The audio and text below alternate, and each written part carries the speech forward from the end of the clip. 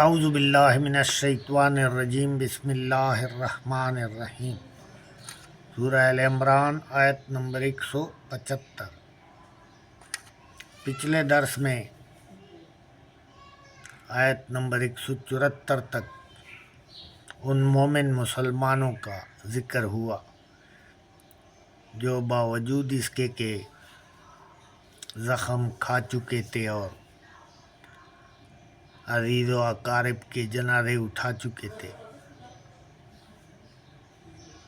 جنگ احد میں۔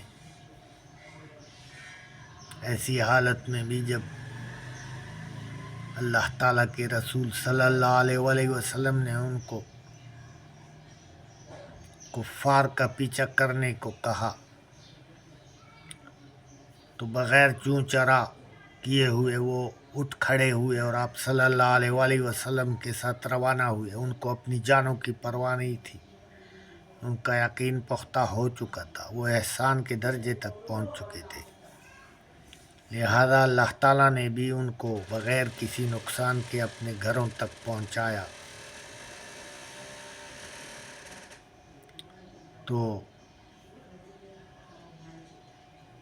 آیت نمبر 175 میں انما ذالکم الشیطان یخوف اولیاءہ،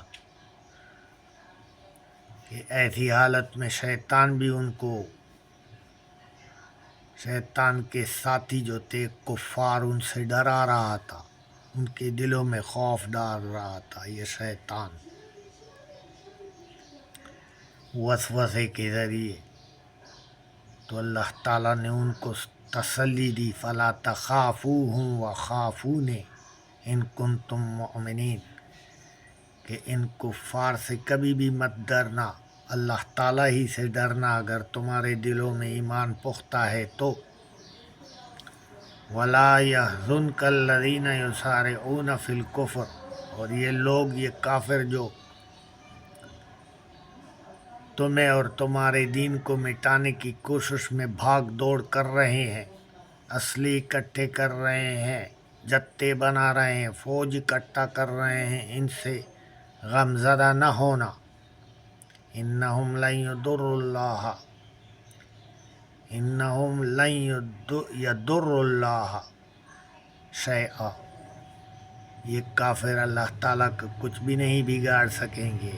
انہم لن یضر اللہ شیئا یرید اللہ الا یجعل لہم حظا فی الآخرہ، اور اللہ تعالیٰ تو چاہتا ہے کہ یہ کفر میں بڑھتے ہی چلے جائیں تاکہ آخرت میں ان کا کچھ بھی حصہ نہ ہو۔ یہ دنیا تو، یہ زندگی تو ٹیمپریری ہے، اصل زندگی، ہمیشگی کی زندگی تو آخرت کی ہے، نعمتیں تو وہاں پر ہیں جو نا ختم ہونے والی ہمیشگی کی نعمتیں ہیں۔ دنیا تو چند روزہ ہے، لہذا اس اصل منافع میں ان کا کچھ حصہ نہیں ہوگا، اس لیے اللہ تعالیٰ نے ان کو چھوڑا ہوا ہے کہ وہ اپنے گناہوں میں بڑھتے چلے جائیں۔ وَلَهُمْ عَذَابٌ عَظِيمٌ، ان کے لیے بڑا عذاب ہے۔ إِنَّ الَّذِينَ اشْتَرَوُا الْكُفْرَ بِالْإِيمَانِ لَن يَضُرُّوا اللَّهَ شَيْئًا، بے شک وہ لوگ جنہوں نے ایمان کے بدلے کفر کو خرید لیا، وہ اللہ تعالیٰ کا کچھ بھی نہیں بگاڑ سکیں گے۔ وَلَهُمْ عَذَابٌ عَلِيمٌ، اور ان کے لیے دردناک عذاب ہے، اس لیے کہ انہوں نے ایمان اور دین کو سمجھنے کے بعد منافقوں کی طرح، اور منافق خود جو موجود تھے وہ بھی دین میں آ چکے تھے، دین کو سمجھ چکے تھے، دین اور ایمان کو سمجھنے کے بعد انہوں نے یا تو کفار کے دباؤ کی وجہ سے اور یا پھر دنیاوی فائدے، مال دولت کی وجہ سے جان بوجھ کر دین کو سمجھنے کے بعد اس دین کو چھوڑا، باوجود اس کے کہ وہ جان چکے تھے کہ آپ صلی اللہ علیہ وآلہ وسلم اللہ تعالیٰ کے سچے پیغمبر ہیں اور یہ دین بھی سچا ہے اور مومن بھی حق پر ہیں، تب بھی جان بوجھ کر انہوں نے کفار کا ساتھ دیا، اس لیے ان کے لیے دردناک عذاب ہے۔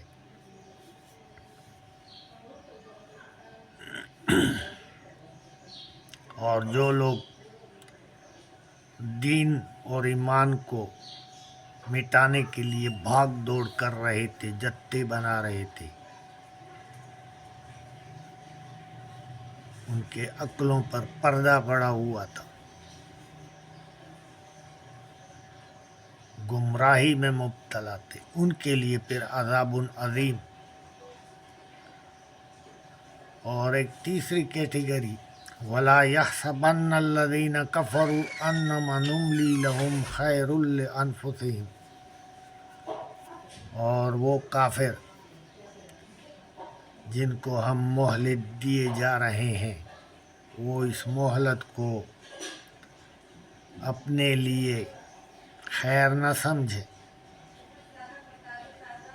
إِنَّمَا نُمْلِي لَهُمْ لِيَزْدَادُوا إِثْمًا، ہم ان کو اس لیے مہلت دے رہے ہیں تاکہ یہ اپنے گناہوں میں بڑھتے چلے جائیں۔ وَلَهُمْ عَذَابٌ مُّہِینٌ، تو ایسے لوگوں کے لیے پھر رسوا کن عذاب ہوگا۔ تین کیٹیگریز، ایک عذاب عظیم والے، ایک عذاب علیم والے، ایک عذاب مہین والے۔ عذاب مہین